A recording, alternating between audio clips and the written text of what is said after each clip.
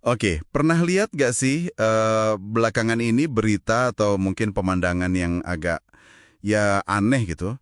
Anggota TNI atau Polri malah sibuk di sawah atau di ladang jagung. Nah, sumber-sumber yang Anda kumpulkan itu kan ya memberi kita petunjuk kuat nih. Ini tuh bukan sekedar kegiatan sampingan biasa. Ada gambaran besar di baliknya.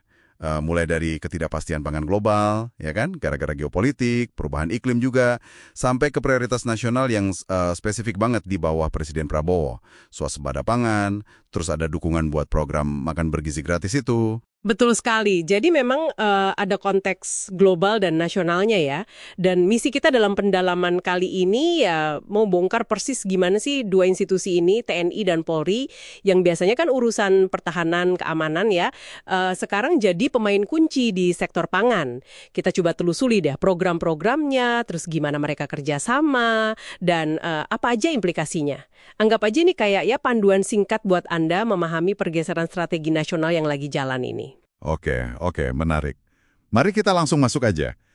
Jadi ini bukan sekedar bantuan sementara gitu ya, tapi ada peran baru yang lebih... Lebih terstruktur, betul. Dan ini bagian dari perluasan konsep keamanan nasional itu sendiri kan, di materi Anda juga disebut gitu. Oh, oke, oke. Jadi ketahanan pangan itu sekarang dilihat sebagai fondasi stabilitas negara ya, bukan cuma isu pertanian biasa. Iya, persis. Udah jadi elemen vital stabilitas negara. Nah, tapi kan pertanyaannya landasan hukumnya gimana? Pasti ada yang nanya soal kesesuaian sama fungsi utama mereka, tupoksi gitu kan. Nah, iya itu dia. Gimana tuh penjelasannya? Di sumber Anda dibahas kan ya? Pertanyaan itu valid banget dan memang muncul ya di beberapa analisis. Jadi landasan formalnya sih ada.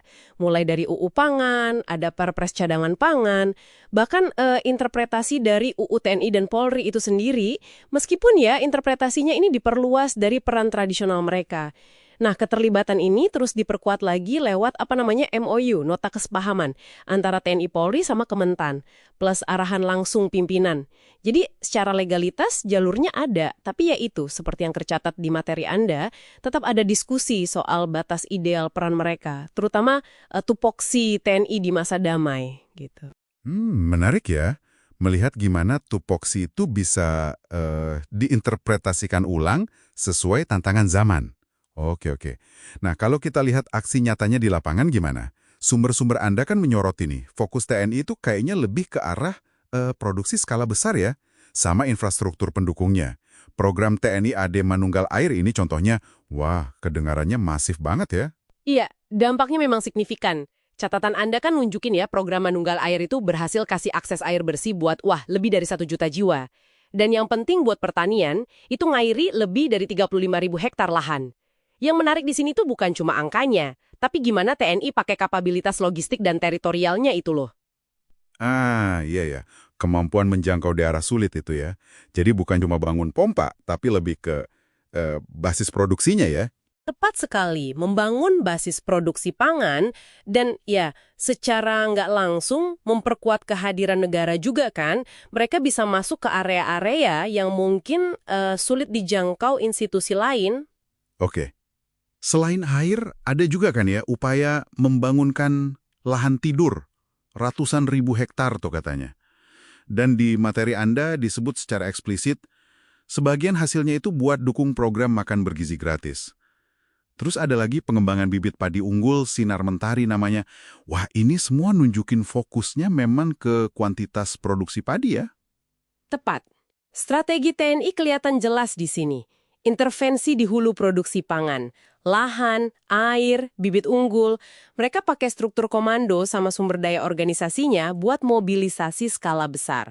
Sesuatu yang mungkin agak susah ya kalau institusi sipil biasa harus gerak cepat dalam skala segitu.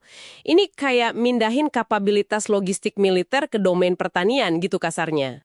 Masuk akal, masuk akal.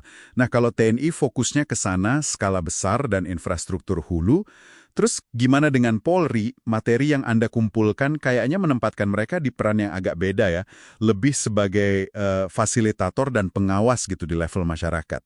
Persis, ada perbedaan fokus. Polri itu membentuk unit khusus, namanya Gugus Tugas Ketahanan Pangan. Tapi yang lebih nyentuh langsung ke masyarakat, itu inisiatif kayak pekarangan lahan bergizi. Nah, di sini uniknya, Babin Kamtibmas itu loh, polisi yang tugas di desa kelurahan, itu diberdayakan buat dorong dan dampingi rumah tangga manfaatin pekarangan. Jadi pendekatannya lebih pemberdayaan dari bawah. Wah, menarik ini. Peran Babin Kamtibmas jadi luas banget ya, berarti nggak cuma Kamtibmas aja. Terus ada juga catatan soal sinergi swasembada jagung. Targetnya kan ambisius tuh, 1 juta hektar. Tapi yang lebih unik lagi, sumber Anda nyebut Polri sampai ikut ngawal harga jual jagung petani. Biar nggak dipermainkan tengkulak katanya. Wah, ini peran yang nggak biasa banget buat polisi ya. Sangat nggak biasa memang. Tapi bisa dipahami ya kalau kita lihat konteksnya, menjaga stabilitas. Harga pangan yang stabil kan penting buat cegah gejolak sosial. Jadi, dengan ngawal harga, Polri itu fungsinya ya melindungi petani kecil, sekaligus jaga stabilitas ekonomi lokal. Ditambah lagi, mereka juga pakai digitalisasi buat pengawasan distribusi pupuk, hasil panen. Ini kan upaya buat transparansi dan akuntabilitas juga. Jadi ya, Polri lebih ke arah stabilisator dan akselerator di tingkat komunitas gitu perannya. Oke, jadi jelas ya ada semacam pembagian fokus. TNI lebih ke padi dan infrastruktur besar, Polri ke jagung dan pemberdayaan komunitas. Terus gimana mereka koordinasi di lapangan, apa jalan sendiri-sendiri aja? Justru sinerginya ini yang ditekankan di sumber Anda. Ada pembagian tugas yang relatif jelas ya. TNI banyak di padi, Polri kerjasama erat sama Kementan buat jagung. Tapi ini bukan kerja sendiri-sendiri. Keduanya kolaborasi intensif sama Kementan, Pemda, terus Bulog juga yang kita tahu perannya soal stok dan harga pangan, sampai ke kelompok tani dan masyarakatnya langsung. Jadi ini kayak orkestrasi multi pihak skala nasional, semacam gotong-goyong modern lah buat ketahanan pangan. Oke. Jadi, kalau kita tarik benang merahnya nih ya, jelas banget sekarang TNI dan Polri itu bukan lagi sekedar penonton atau pendukung aja dalam urusan pangan. Udah jadi aktor sentral ya. Mereka bawa masuk kapabilitas unik mereka, organisasi, logistik, jangkauan teritorial, ke sektor yang ya vital banget ini. Betul, dan relevansinya buat Anda yang menyimak ini adalah ya memahami gimana konsep keamanan itu sendiri lagi diperluas maknanya di Indonesia. Udah nggak melulu soal senjata atau perbatasan, tapi juga soal perut, soal ketersediaan pangan. Ada bisa lihat langsung gimana sumber daya negara, termasuk aparat keamanan, dimobilisasi besar-besaran buat capai tujuan pembangunan strategis, swasembada, terus dukung program sosial penting kayak makan bergizi gratis itu. Sebuah transformasi peran yang ya signifikan banget.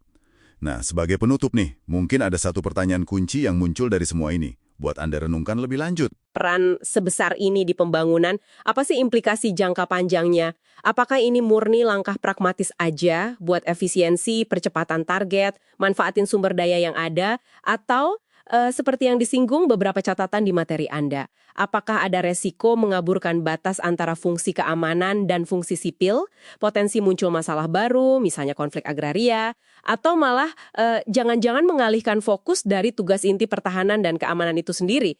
Nah, ini pertanyaan kompleks yang jawabannya mungkin baru akan kita lihat bersama ya ke depannya.